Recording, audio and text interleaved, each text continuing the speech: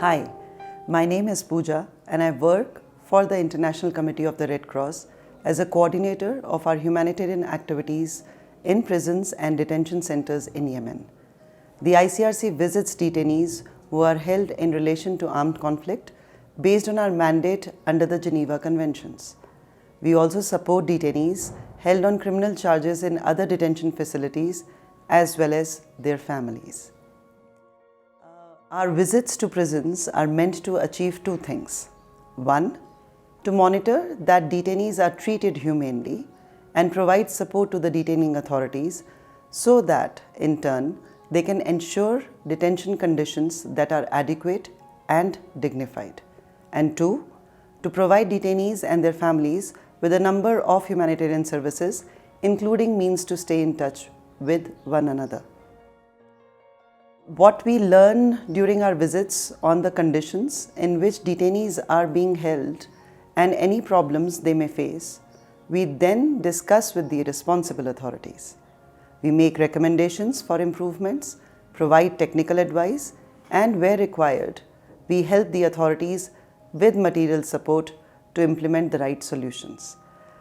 This may include support to enhance key prison infrastructure, such as increasing the supply of clean water or providing the health clinic of a prison with drugs and other supplies, so that they can look after the health of the detainees.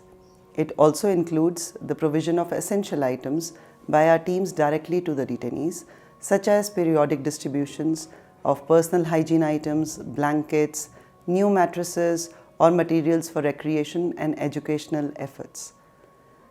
Beyond prison visits, the ICRC works with detaining authorities to build up the capacity of their staff and review policies and procedures to make sure that they reflect international law and best practices. This involves formal training sessions and workshops with prison staff, for which we bring in prison experts from abroad. The goal of all this is humane treatment as foreseen by international law, to ensure that whoever is arrested is accounted for by the authorities and there are no disappearances, that detainees can be free from torture and ill treatment, that they can live in adequate material conditions and preserve their health and human dignity while in prison, and that families who have a detained relative can be reassured about their well-being and vice versa through regular contacts and, where possible, visits. In Yemen, we have been doing this work for many years. Since 2015, we have been visiting detention facilities in the north and the south of the country, including detainees held for their suspected affiliation with the adverse party to the conflict. As in other countries, we follow a specific methodology when we visit prisons that ensures that we get an accurate impression of the reality in a place of detention, talking to authorities, speaking to detainees in private, and making our own observations while inspecting a facility. We do not visit everywhere, but we are working with all parties to the conflict to gradually expand our access to their detention facilities on both sides of the front line. Finally, we also support authorities, detainees, and their families after detention ends by facilitating the safe and orderly release of detainees. This is of particular importance when going home involves crossing a front line or a border between two countries. We did so, for example, last week by assisting 117 detainees who needed to be repatriated from Saudi Arabia, first by transferring them by air to Sana'a and Aden, and then by providing them with the support to return safely to their governorates of origin.